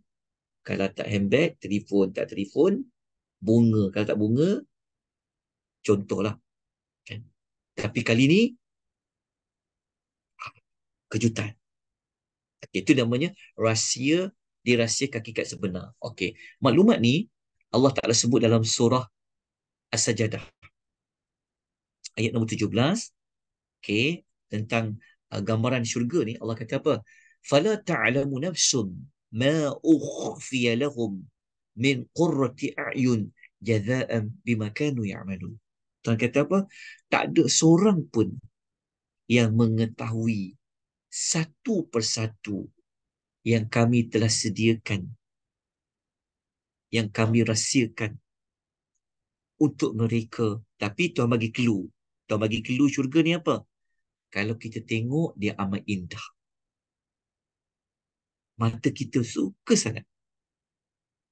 Mata kita tak akan sakit. Mata kita tak akan bosan. Kita indah sangat. Tuhan bagi syak, Tuhan bagi clue dia. Kalau tengok di mata, sangat indah. Pasti menggembirakan. Qurratu ayun tu menggembirakan. Dia akan jadi penenang hatilah. Dua isyarat dia. Pertama, mata kita tengok memang best. Memang cantik. Yang kedua, Tuhan kata, qurrati a'yun tadi tu kan. Amat indah dipandang. Dia macam ni. Amat indah dipandang, menggembirakan ni samalah. Itu yang orang kata apa? Daripada mata jatuh ke apa? Kan? Daripada mata jatuh ke hati, kata orang. Syurga ni, Allah buat lebih pada tu. Okey. Tapi hakikat dia Tuhan kata apa? Allah rahsiakan. Maksudnya Tuhan nak buat kejutan. Nak tahu tak macam mana jadi terkejut tu? Macam mana Allah buat kejutan tu? Macam mana Allah rahsiakan? Diterangkan oleh Nabi. Dalam hadis Qudsi, Nabi menyebut Allah berfirman untuk hamba yang salih. Allah kata apa? Terjemahan Nampak tak? Nota ni? Buku ni. Nampak kan? Buku surat ni Okey. Allah sebut dalam hadis Nabi menyampaikan firman Allah. Aku sediakan kepada para hamba-Ku yang salih. Kenikmatan yang tak pernah dilihat oleh mata. Tadi tuan kata, kalau kau dapat tengok je, pasti kau suka. Kan? Tapi Allah Ta'ala kata, yang kau dapat tengok tu, kau tak pernah tengok. Macam mana tu? Contoh kalau macam tuan-tuan, tuan-tuan pernah, tuan-tuan suka pergi mana? Contohnya, semua orang suka tengok laut tengok pantai pantai kan. Air ni kan tenang kan, sifat dia kan. Semua orang akan tengok air tenang, betul tak? Okey. Kalau orang yang suka tengok pantai ni, setakat ni, tuan-tuan pernah pergi pantai apa yang laut dia biru, air dia biru, bersih cantik. Setakat ni lah, kat mana? Kat Malaysia ada tak? Langkawi. Langkawi pun tak cantik lah. Contoh kat mana? Kalau cantik macam kat mana pulau-pulau cantik ni, pulau-pulau yang hebat ni. Contoh macam dekat Thailand dengan contoh kan. Allah bagi tahu dia ambil dia pandang. Contohlah kita kata contohnya kita pergi ke Thailand ke, kita pergi dekat contoh kita pulau-pulau cantik ni kan. Air dia cernih sangat. Bayangkan kita tak pernah tengok air sejenis tu, tiba-tiba weh. Itu contoh. Tapi dekat dunia dah ada orang pernah tengok. Tapi dekat syurga ni kita tak pernah tengok. Lepas tu pula bukan sekadar tak pernah tengok. Nabi kata yang kedua, tidak pernah didengar oleh telinga. Kan? Faham tak pernah dengar telinga? Maksudnya macam, ish, ada ke? Kalau macam kita sekarang, dah ada orang cerita dah. Pulau kat sini, pulau kat kita dah pernah dengar dah. Ini bayangkan kita tak pernah dengar benda tu. Dan yang ketiga, tidak pernah terlintas di dalam hati. Tak pernah terlintas dalam hati ni, tak pernah terlintas dalam fikiran tu maksud apa? Kita tak pernah terfikir pun ada benda macam tu. Tak pernah terlintas pun dalam hati. Ada 3 ciri. Apa ciri pertama tadi tu? Tak pernah dilihat oleh mata, tak pernah didengari oleh telinga, dan tak pernah terfikir, tak pernah terlintas pun tentang nikmat itu. 3 ciri ni adalah untuk menjelaskan apa maksud Allah nak buat kejutan tu. Apa maksud Allah nak rahsiakan. Cuba kita bayangkan, lepas ni kan, lepas ni, kalau kita nak minta hadiah lah, kan, contohnya anak nak bagi hadiah hari ibu ke, suami nak bagi hadiah hari jadi ke, dia kata, bang, saya nak hadiah macam syurga boleh tak bang? Macam mana syurga tu Okey, pertama, saya nak kejutan. Lepas tu ciri kejutan tu bang, saya nak tahu, contoh, tuan suka apa? Kalau suami beli, tuan suka apa? Contoh lah, kita ambil macam bunga lah, contoh bunga lah, paling simple lah. Bunga mahal tau. Contoh kita kata, okey, saya nak bunga, tapi bunga tu saya tak pernah tengok bang. Contohnya tuan suka bunga apa? Bunga tulip ke, bunga ros ke, bunga ros lah, contoh bunga ros lah. Okay. Kita ni tak pernah tempat yang tak ada bunga ros, semua kita pergi. Kat Cameron Highland tu dah naik dah. Contoh, ada je kebun ros, kita dah pernah pergi dah. Apa pun bentuk bunga dah pergi. Tapi kita kata, bang, kali ni bang, saya nak hadiah ulang tahun perkahwinan bang. Kan? Letih seberanak kerja anak dia bang. Kan? Saya nak hadiah, kata dia. Hadiah apa? Saya nak bunga ros yang saya tak pernah tengok bang. So, macam mana nak buat? Lepas tu pula, saya tak pernah dengar wujudnya bunga ros tu. Dan kalau boleh bang, saya nak dapat satu yang saya tak pernah fikir. Bunga ros tu bentuk dia macam ni, warna dia macam ni. Suami tu kata apa? Itu dalam syurga je ada. Contohlah, saya nak ambil gambaran macam tu. Cuba tuan bayangkan, tuan dapat bunga ros yang ada 3 elemen ni. Ada ke bang bunga macam ni? Itu yang ni sebagai contoh lah untuk kita membayangkan, menggambarkan macam manalah syurga kalau Allah buat kejutan dekat kita kan. Ya Allah, nikmatnya lah. Bestnya. Okey. Sekarang, saya nak lanjutkan lagi. Uh, saya nak lanjutkan lagi pada yang berikutnya. Sekejap ya, saya padamkan sekejap yang ini. Okey, kita pergi yang gambaran nikmat yang kedua. Uish, yang ni lagi tak sabar ni. Kita boleh dapat segala yang diingini oleh hati.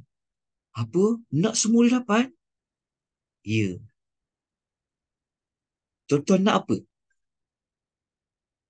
Dekat dunia ni kena sabar ya. Banyak yang kita nak. Kalau kita ada 10 benda kita nak, Allah bagi satu je dapat. 9 lagi tu. Sebab tu dekat dunia kan. Betul tak? Tuan-tuan ada banyak hajat tak? Tapi Allah tak bagi semua kan. Sebenarnya itulah dunia. Allah takkan bagi. Tapi kalau kita nak semua dapat, nak semua dapat, nak semua dapat, hati nak apa? Hati teringin apa? Jawapannya dalam syurga. Allah sebut dalam ayat, contoh ayat, Allah kata apa? Ambil dekat ujung tu. Walakum fiha ma tashtahi anfusukum walakum fiha ma tad'un.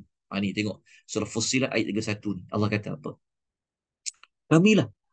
Kita ambil dekat ujung tu. Dan kamu akan dapat. Kejap ya.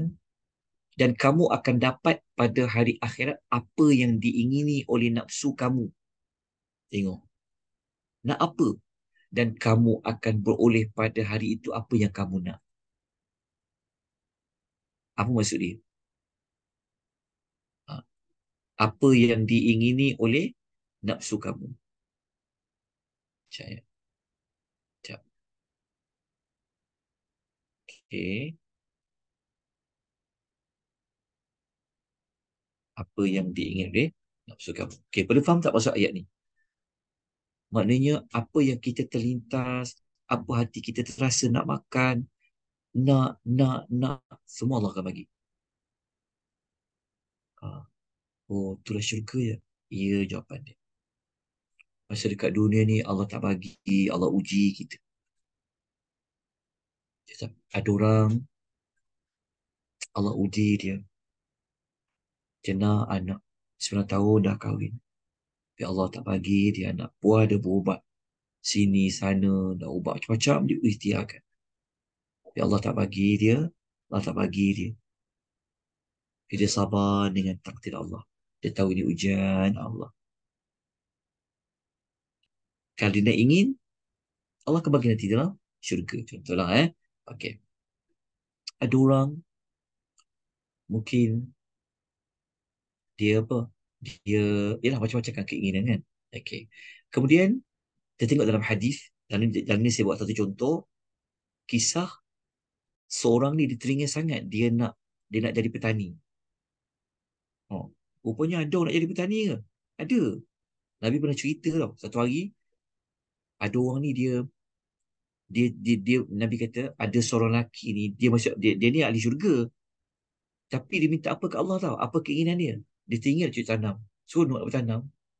Dia mungkin tak ada tanah ke. Lepas tu Allah kata kat dia, engkau kan dah dapat benda-benda yang lain. Laki tu kata apa? Ya, tapi aku nak juga je tanam. Dia teringin je tanam. Maka apa yang Allah akan buat pada dia? Dia taburkan benih dalam masa yang singkat. Benih tu boleh tumbuh dan membesar bagaikan gunung. Faham tak? Maksudnya, dia nak apa? Nak cucuk tanam. Allah kata, okey, cucuk tanam. Lepas tu, dia punya, macam kita kan terpaksa tunggu seminggu, baru nak tumbuh tunan. Kadang sebulan. Contohnya, tu ingin sangat tanam musang king lah. Tengok orang ni semua ada kebun.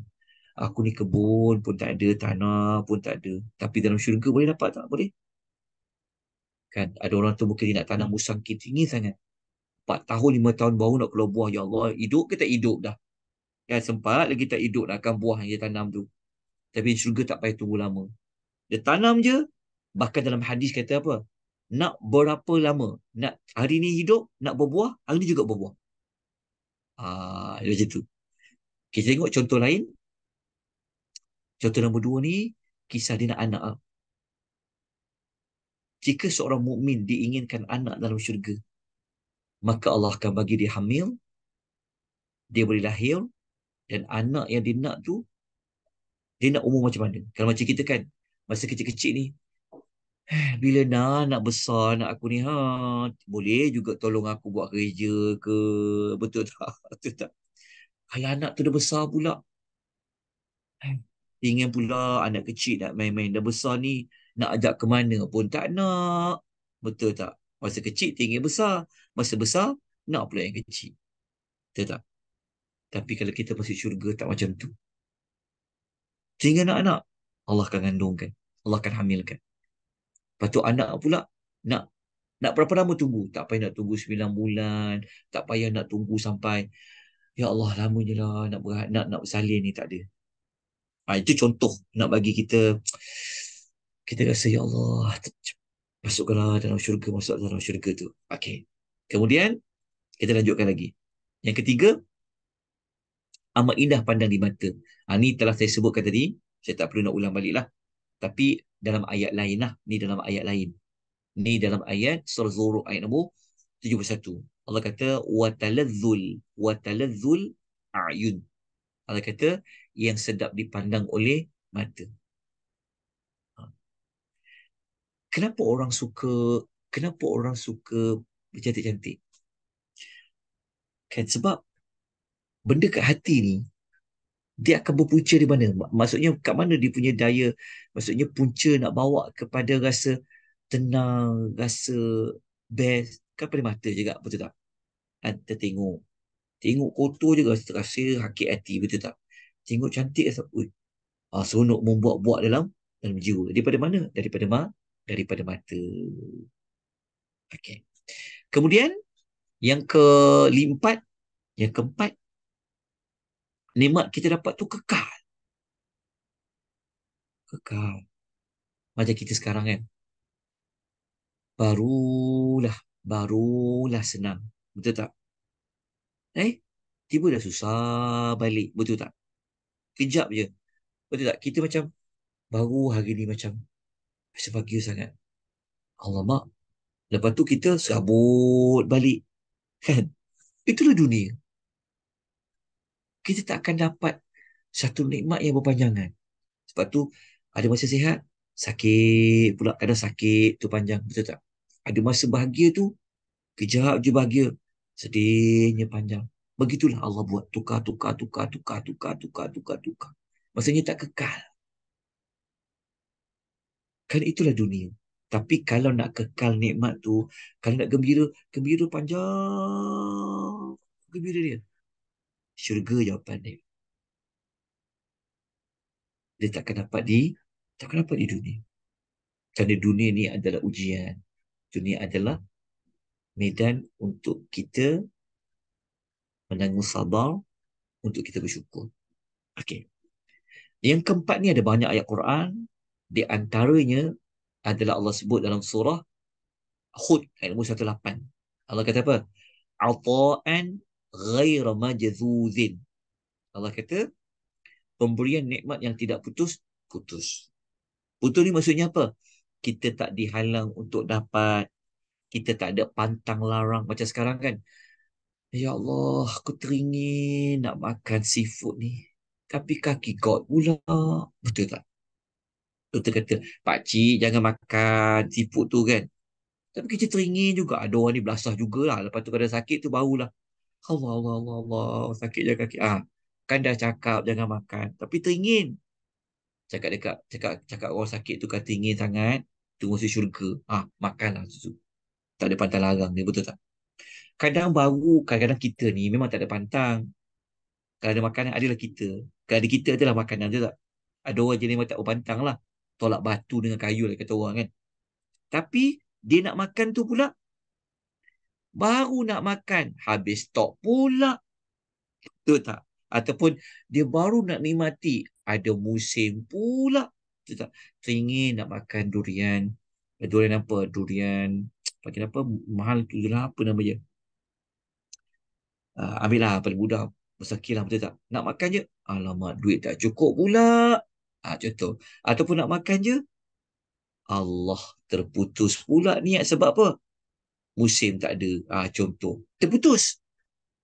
Tapi kita di akhirat tak macam tu. Allah tak akan beri kita rasa terputus nikmat-nikmat itu berpanjangan. Bahkan tak ada macam baru nak makan sakit perut pula. Tak ada. Allah tak akan buat macam tu bila kita masuk dalam syurga. Okey. Kemudian kita lanjutkan lagi. Um, uh, Dalam surah Al-Hijr ayat 48, Allah ada sebut dalam syurga ni kita tak akan susah payah. La yamassuhum fiha nasabun. Takkan susah payah. Dia punya nikmat tu bukan sekadar dia berpanjangan, tetapi dia senang nak dapat. Contoh apa? Kalau kita sekarang kan, kadang nak makan apa, terpaksa panjat pokok, betul tak? Terpaksa apa? Terpaksa kupit. Contohnya nak makan dua, terpaksa kupas dia, betul tak? Kadang terluka, kadang tercedera. Payah betul dah nak makan. Tapi dalam syurga tak, Allah tak akan buat kita merasa susah payah. Tak ada. Allah tak akan buat itu bagi orang masuk syurga. Tapi dekat dunia kena rasa payah. Kena banyak susah. Okey. Kemudian kita pergi kepada yang ada lagi tak? Dalam tulis ni saya tulis 4 lah. Okey, tapi kalau dekat dalam buku ni, tuan-puan ya, kalau tuan ada buku nanti, kalau dah sampai, sebab kita kena post laju, tapi kena sabar ya sikit. Okey. Dekat buku ni, setiap bab kita ada letak, kan zaman, kan sekarang ni orang suka, apa tu, ayat-ayat healing, apa tu? Healing. Saya pun tak faham ayat healing. Ni lah contoh-contoh ayat healing ni.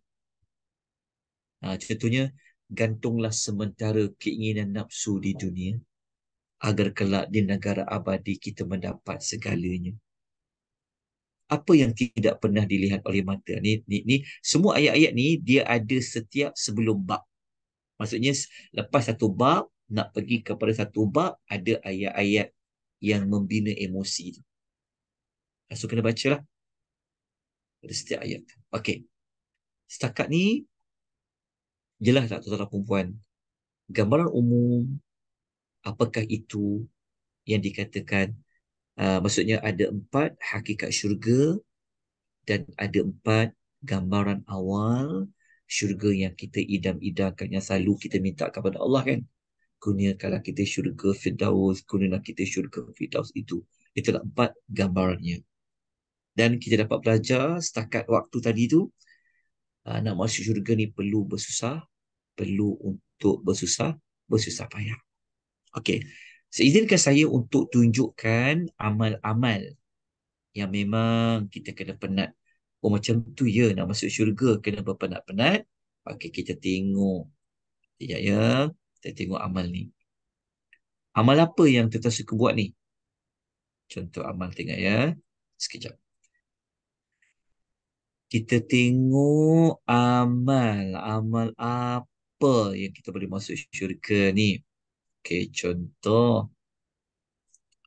Kita ambil amal ni lah. Amal apa ya? Kita tengok amal anak lah. Kita tengok dekat anak dekat anak. Anak amal 25. Ya, saya padam ni sekejap. Okey. Allahumma salli. Saya kena padam sekejap ya ni. Sekejap ya. Izinkan saya nak memadam dia. Sebab slide saya ni dia macam 2 kali. Okey. Nampak tak slide yang saya tunjuk yang 25 ni?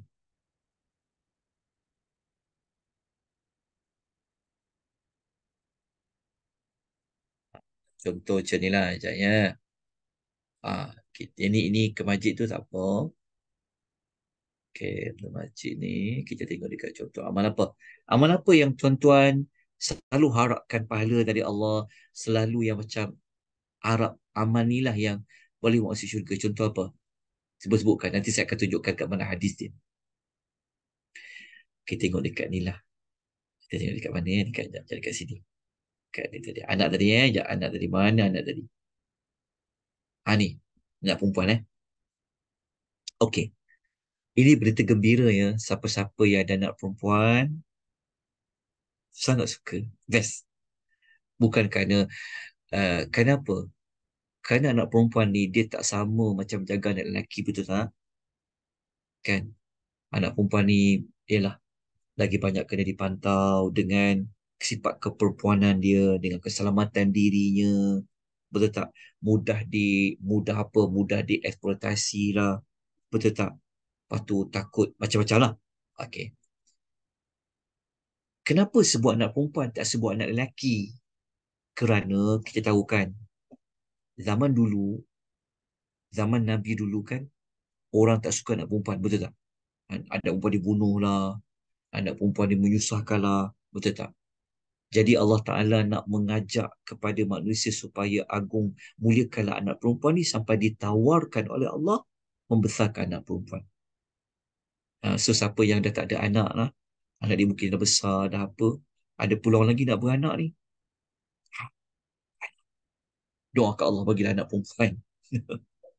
Okey, tengok Nabi kata apa. Dalam hadis, Nabi kata, sesiapa yang memelihara dua anak perempuan dia sampai anak tu baligh, nanti di hari kiamat, dia akan datang dekat dengan aku dan dia, kata Nabi, seperti kedua-dua jari ini. Maksudnya Nabi meletakkan jari telunjuk dengan jari tengah. Dia akan duduk dekat dengan aku, kata Nabi. Lepas tu, dalam hadis yang lain, dia sebut macam 3 orang.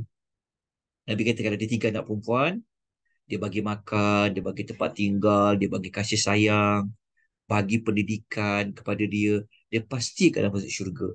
Lepas tu ada sahabat kata, ya Rasulullah, kalau ada 2 orang perempuan je macam mana? Nabi kata 2 orang pun dapat. Lepas tu sahabat tu kata, tapi para sahabat tak tanya seorang tau. Para sahabat dia tak tanya seorang. Tapi para sahabat kata, kalau kita tanya, kalau anak seorang perempuan dapat tak? Tentu Nabi kan kata, macam tu juga seorang anak perempuan. Kau faham kan? Susah perempuan nak jaga anak-anak zaman sekarang, betul tak? Dengan gadgetnya lagi, dengan kita bimbang dengan, faham ya? Nak besarkan anak bukan senang kan? Ini contoh yang perlukan kepada kepayahan. Tiap-tiap hari kena bebel. Tiap-tiap hari kena pantau. Tiap-tiap hari kena macam-macam lah. Okey, kena keluar duit lah. Betul tak? Okey, ini contoh amalan yang lelah. Lagi apa amalan lain yang tuan-tuan harapkan lagi? Kita tengok apa amalan lain Kita tengok amal. Amal apa nak? Dr. Marina ada apa-apa amal tak? Ah, amal apa yang ada kaitan? Okey, kita tengok macam mak ayah lah. Tengok mak ayah sekejap. Mak ayah Tengok mak ayah. Senang tak nak menjaga ibu ayah yang sudah tua? Oi, orang yang jaga tu tahulah macam mana, betul tak? Pertama lagi kalau orang tu dah sakit, betul tak? Cakap sikit, salah bahasa je kecil hati orang tua tu, betul tak? Betul tak kan? Bukan senang tu. Okey. Tapi Allah tawarkan syurga. Ya Allah. Allah ni nak kita masuk syurga, dia bagi banyak jalan. Banyak pintu. Kalau dekat Danau Utah ni adalah pintu yang ke-34. Dan susunan lah. Okey, tengok hadis dia. Semua orang tahu. Nabi SAW kata apa? Nabi kata sangatlah hina, sangat ini. Macam kata rugi sangat, kata Nabi. Rugi sangatlah, kata Nabi. Sahabat tanya, siapa dia tu yang rugi ya Rasulullah, ulang sampai 3 kali ni. Nabi kata rugi sangat. Siapa-siapa yang ada salah seorang ibu bapa dia ataupun dua-duanya masih ada dan sudah tua, betul tak? Tapi dia tak dapat masuk syurga. Maksudnya Nabi kata sangat rugi siapa-siapa yang ada kesempatan mak ayah dia tapi dia tak boleh gunakan mak ayah dia untuk dia masuk syurga. Bukan senang ya nak dapat redha ibu bapa ni, nak jaga mak ayah ni. Kan? Betul tak? Nak kena selalu tanya khabar, nafkah dia, tambah kali ibu bapa yang memang perlukan nafkah. Kan nak jaga anak lagi, nak jaga lagi ahli keluarga, nak jaga orang tua pula, jauh pula duduk tapi tetap kena ambil peduli. Ingat, duit yang kita habiskan, masa yang kita habiskan, betul tak? Tenaga yang kita habiskan untuk berbakti pada orang tua ni, betul tak? Kadang-kadang sampai tu duduk dah kita dah, betul tak? Betul kan? Nak kejar sini lagi, nak kejar sana lagi, ya Allah. Tapi kita kata demi syurga yang ada pada kedua orang tua. Sebab Nabi kata apa dalam hadis? Nabi pernah sebut dalam hadis, Nabi kata orang tua adalah sebaik-baik pintu syurga. Jika kau mahu, kau jagalah pintu tu. Kalau kau ada pilihan kau tak nak jaga, kau boleh abaikan pintu tu. Kalau kau betul-betul nak jaga pintu tu, jagalah dia. Faham tak maksud dia apa? Maksudnya mak kita, ibu kita adalah pintu syurga yang laluan yang paling terbaik kalau kita boleh gunakan. Tapi nak dapat pintu tu macam-macam lah dugaan dia, betul tak? Tambah lagi berapa yang banyak kerena. Dia bukan banyak kerena. Tapi macam tu lah sifat orang tua. Makin dia berumur, makin perlukan perhatian, makin perlu ada orang yang teman dia. Betul tak? Saya ada satu keluarga yang macam tu lah. Sampai dia jatuh stroke. Penat dia. Yelah kau hulur ke hilir yang uruskan mak dia, keperluan mak dia. Mak dia minta pergi sana, mak minta dia bawa dia pergi sini. Sebab anak lain tak ada, anak sibuk dia lah. Faham tak maksudnya kan? Kita kadang-kadang kan rasa penat juga contoh. Tapi mak kita selesa dengan kita. Betul tak? Dia kata, Angah, tolong bawa mak pergi sini. Kita kalau ikutkan macam, mak kenapa tak nak kalung ke siapa kan? Tapi kita fikir, aku nak masuk syurga ni, aku ingat hadis Nabi ni. Ibu dan bapa ku adalah pintu syurga, jadi aku kena buat yang terbaik. Aku kena jaga pintu tu. Betul tak? Kadang mak kata, Man, bila mak nak balik ni? Kan? Padahal ada je orang lain, tapi kerana kita nak bakti tu, paksalah. Belanja wang ringgit dengan tolnya, dengan minyaknya, dengan masanya. Gurukan anak lagi, nak gurukan kerja lagi contoh kan. Tapi kita fikir, ya Allah, aku nak masuk syurga ni, aku kena berpenat, aku kena sabar, aku kena payah, aku kena korban masa, aku kena korban duit. Jadi kita pun kuat semangat. Moga-moga dapatlah sedikit sebanyak inspirasi malam ni untuk rupa-rupanya berbaloi kalau kita berpenat-penat. Kita dah 10.27. Mungkin kita dah boleh kod untuk kita buka soalan bagi mana-mana yang nak bertanya atau nak buat penambahan maklumat pun boleh. Silakan. Silakan kalau ada sebarang soalan untuk boleh tanya terus kepada Ustaz. Sebelum tu Ustaz, Ya, doktor. mungkin Ustaz boleh bagi sedikit maklumat kepada jemaah yang hadir. Bahagian kedua kita tu kupasan dia macam mana Ustaz? Bahagian kedua ni kita sambung lagi kan? Kita masih dalam tajuk yang sama. Bahagian yang kedua ni kita akan perincikan lagi kot tentang syurga tu, tapi kita tak akan baca satu-satu lah. Maksudnya kita akan bincang tentang tingkatan-tingkatan dalam syurga. Kita akan perincikan lagi tentang syurga tu. Itu untuk bahagian yang kedua. Kita akan bincangkan nanti tentang kita dapat nikmat yang paling besar lagi, yang kita baca bab yang ke 30 tu. Jadi InsyaAllah. ada soalan ke? Saya ada soalan Ustaz. Apa Kita doktor? memang dekat dunia ni kita akan berpenat lelah lah. Dan berpenat lelah kita kadang-kadang bukan daripada segi energi sahaja, tapi daripada segi mental, daripada segi emosi, daripada segi fizikal, kita akan rasa penat. Walaupun orang tak nak, kadang-kadang kita duduk orang tak tahu sebenarnya kita penat. Penat emosi ke, penat mental ke kan. Kita selalu nampak penat tu pada keadaan pergerakan kita, pada fizikal kita. Orang nampak penat macam tu.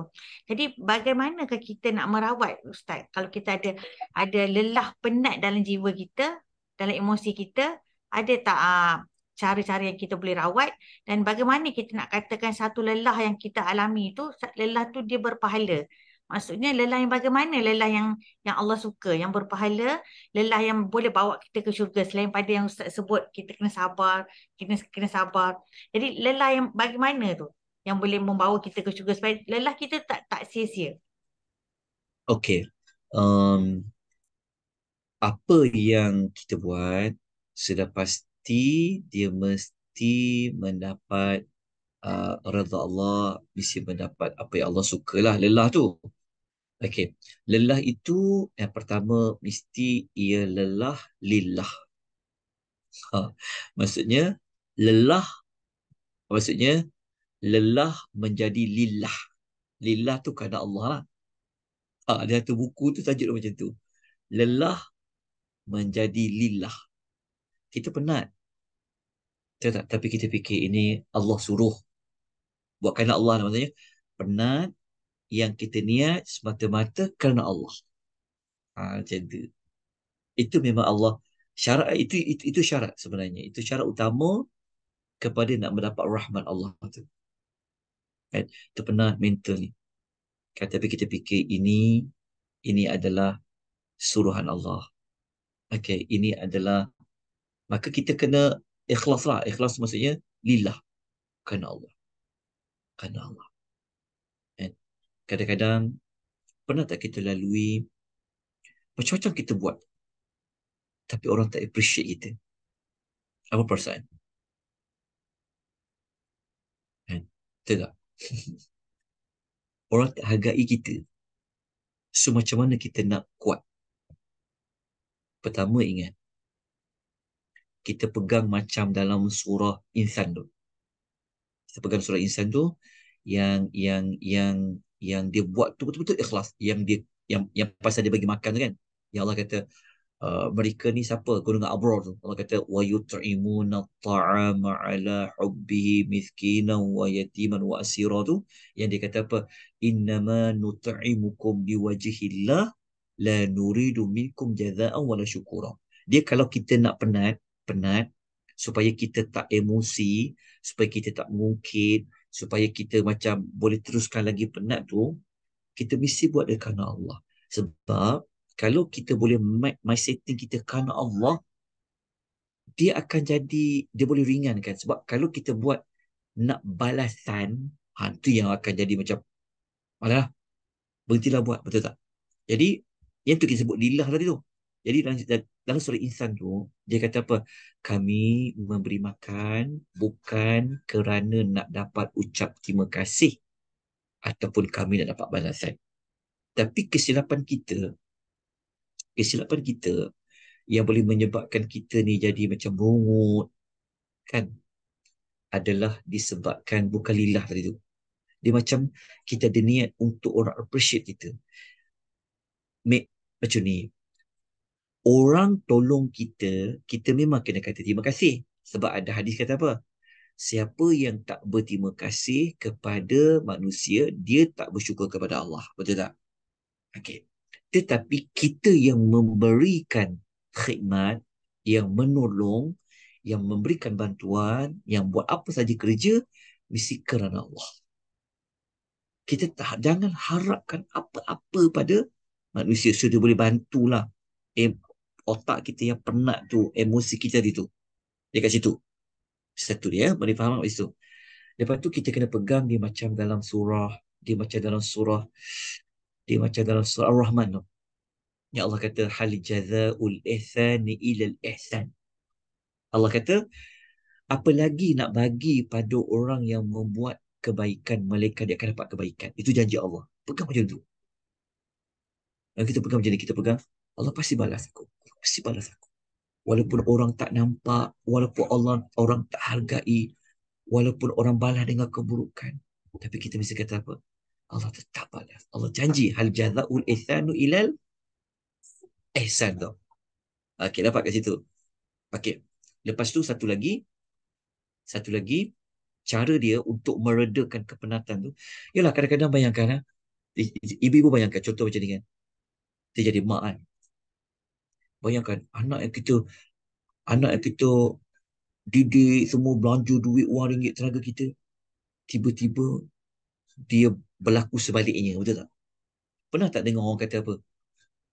Orang kata, mak tak halalkan susu mak pada kau. Contohnya tu kan. Jadi, cara dia macam mana tau? Ingat macam ni je. Apa kebaikan yang kita buat sebenarnya kebaikan. Tak maksudnya.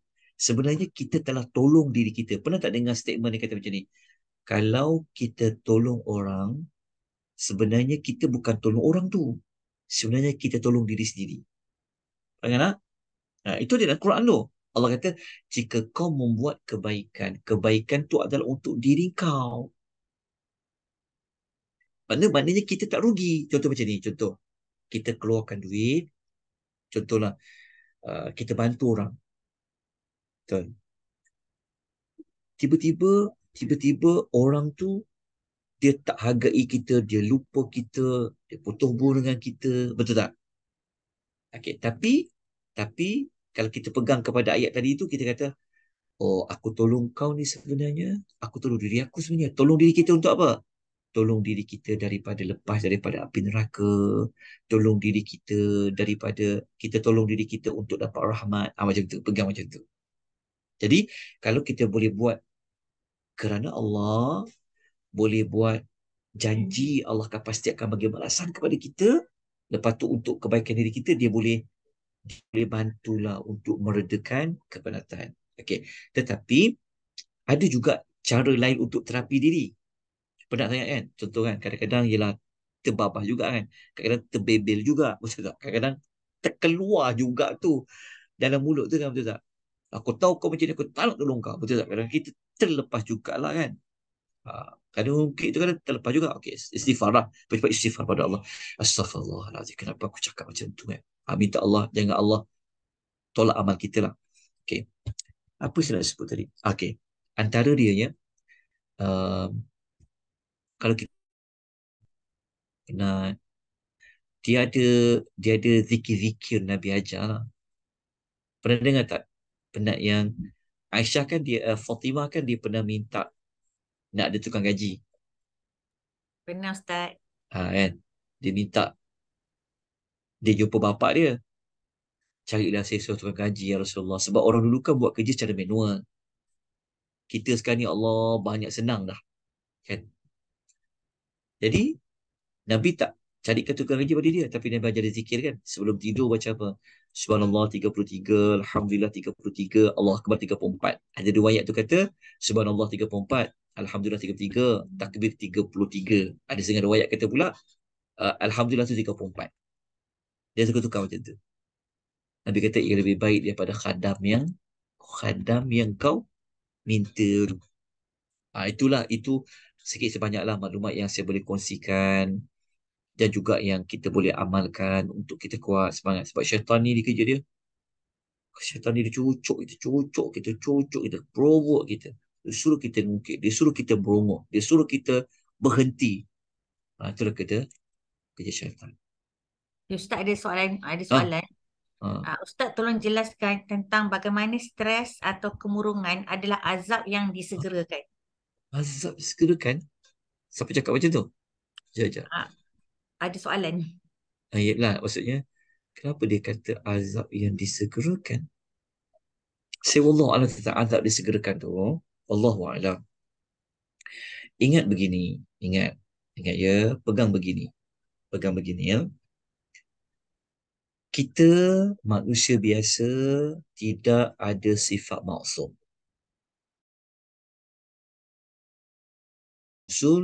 Kita memang manusia yang berdosa. Pegang itu, semua orang macam tu. Okey. Okey. Apabila kita berdosa kepada Allah, cara Allah nak membersihkan dosa itu adalah dengan Allah memberikan musibah. Allah sakitkan kita, Allah kurangkan harta kita, Allah beri apa saja musibah lah. Okey. Itu cara untuk membersihkan dosa.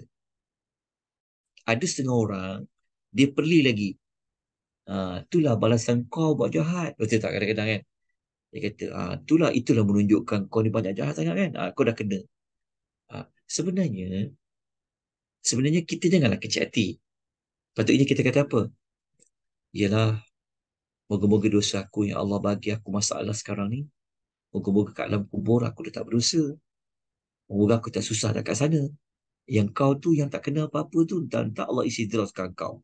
Tapi kita tak cakap lah macam tu dekat dia. Tapi dia kata, yelah, tak ada orang yang maksum. Okay.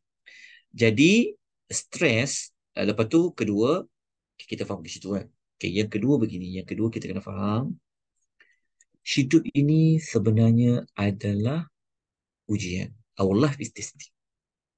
Pegang maklumat macam tu. Macam surah Al-Mulk. Alladhi khalaqal mauta wal hayata liyabluwakum. Pegang je maklumat tu. Our life is testing. Hidup kita adalah ujian. Okay, pegang maklumat tu. Kalau kita baca dalam surah, saya lupa Al-Balad ke, surah Al-Balad. Allah kata, laqad khalaqnal insana fi kabad. Sesungguhnya kami jadikan manusia memang dalam kesulitan. Okay. Namun pun dunia itu sendiri adalah kesulitan. Okay. Jadi kalau stres, kalau murung, azab yang disegerakan, saya yang azab segera tu saya tak setuju kat situ sebenarnya. Ya. Macam mana dengan perempuan yang kulit hitam tadi tu? Allah bagi dia penyakit sawan lagi. Tak sedar diri kan. Adakah itu azab? Bukan. Azab ni, sebenarnya azab ni dia ada kaitan. Jika dia ditimpa kemurungan kalau dia merungut. Kalau disalahkan Allah jadi azab. Dia macam penyakit taun. Nabi pernah kata macam ni. Siapa yang kena penyakit taun, dia jadi rahmat, dia jadi azab. Macam kita kena COVID kan. Semua orang kena COVID. Beriman ke tak beriman, dia tiba COVID. Kalau orang beriman yang kena COVID, dia dekat dengan Tuhan, bertambah dekat, dia banyak istighfar, jadi COVID tu rahmat bagi dia. Tapi kalau orang yang kena COVID, hilang pekerjaan dan sebagainya, contoh kan, bertambah susah, tapi dia makin jauh dengan Allah, dia kena azab. Ada faham tak maksudnya? Maksudnya suatu penyakit tu, kalau bawa dia ingat Allah, kalau bawa dia dekat dengan Allah, dia jadi rahmat. Tapi kalau satu penyakit tu membawa dia jauh dari Allah, itu azab. Itu jawapan dia. Allah Ta'ala alam. Okay. Ya, ada Ya. Ada. ada sebarang soalan lagi ke? Di Ustaz, itulah yang kita nampak kan Ustaz. Penat kita, lelah kita, ujian kita, kalau kita dari segala benda tu menjauhkan kita pada Allah, itulah yang kita risaukan kan Ustaz. Betul. Ini Betul. benda tu yang kena mendekatkan kita pada Allah. Mhm. Seperti mana pun kita. Betul. Okay, ada ke soalan lagi? Dan salah Masih apa-apa ni Ustaz? kita. Dah dekat 2:10:45. Okey, kalau tak ada soalan lagi, insyaAllah Ustaz kita jumpa pada bahagian kedua lah, lelah berbuah jannah. Dan mungkin nanti Ustaz, ada juga sahabat yang tanya kalau Ustaz boleh kupas lebih banyak sikit ya pada yang Ustaz share 78 amalan yang membawa ke syurga tu. Mungkin pada siri bahagian kedua nantilah. Kalau dah tak ada soalan, saya dengan ini mengucapkan terima kasih kepada Al-Fadhil Ustaz yang bersama dengan kita pada malam ini. InsyaAllah kita akan bertemu dengan Ustaz semula pada siri kedua, bahagian kedua yang akan dimaklumkan kemudian. Kuliah kita percuma, kuliah bulanan kita percuma, boleh sebar-sebarkan dan recording kita akan disediakan di YouTube Mihrab Seka 4 pagi. Dengan ini sebelum kita menutup majlis, saya menjumpa Ustaz untuk membacakan sedikit doa buat jemaah yang hadir pada malam. Ustaz.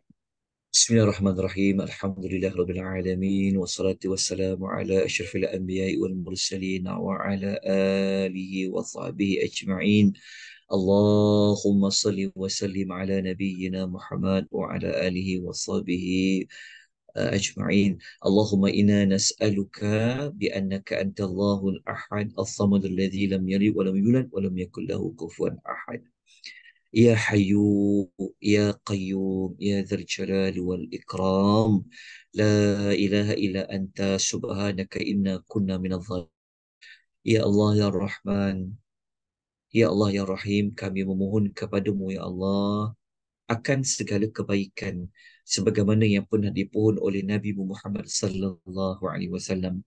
Kami memohon kepadamu ya Allah perlindungan daripada keburukan sebagaimana yang pernah dipohon oleh Nabi Muhammad sallallahu alaihi wasallam. Ya Allah ya Rahman ya Rahim, kami memohon keampunanmu ya Allah. Kami memohon rahmat daripadamu ya Allah. Ya Allah ya Rahman ya Rahim, uh, kau kurniakanlah kepada kami ya Allah yang bermanfaat. Engkau kurniakanlah kepada kami ya Allah rezeki yang baik. Engkau kurniakanlah kepada kami ya Allah amal-amal yang Engkau terima. Ya Allah, apa yang kami pelajari pada malam ini dan apa yang telah kami pelajari sebelum daripada ini dan yang akan datang ya Allah, Engkau berilah kepada kami kekuatan. Engkau berilah kepada kami hidayah taufik untuk kami mengamalkan apa yang kami pelajari. Jauhkanlah kami, ya Allah, daripada segala halangan yang boleh menyebabkan kami tidak faham apa yang kami pelajari. Jauhkanlah kami, ya Allah, daripada sifat-sifat yang keji yang ada dalam hati-hati kami. Ya Allah, bersihkanlah ia, ya Allah. Kerana Engkau sajalah yang boleh membersihkan kekotoran yang ada dalam hati-hati kami, ya Allah. Ya Allah, dengan adanya majalah ilmu ini, ya Allah, satukanlah hati-hati kami, ya Allah, di atas dasar untuk kami beriman kepadamu, ya Allah. Kami bertemu dan berpisah karenamu, ya Allah. Kurniakanlah kami, ya Allah, rahmatmu, ya Allah, yang berpanjangan. Moga-moga dengan rahmatmu itu membawa kami kepada syurgamu, ya Allah. Rabbana atina fid dunya hasanah wa fil akhirati hasanah wa qina adzabannar. Wa sallallahu ala sayyidina Muhammadin wa ala alihi wa sahbihi wa sallam. Subhana rabbika rabbil izzati amma yasifun wa salamun ala mursalin. Alhamdulillahi rabbil alamin. Kita tutup majlis kita dengan tasbih kepada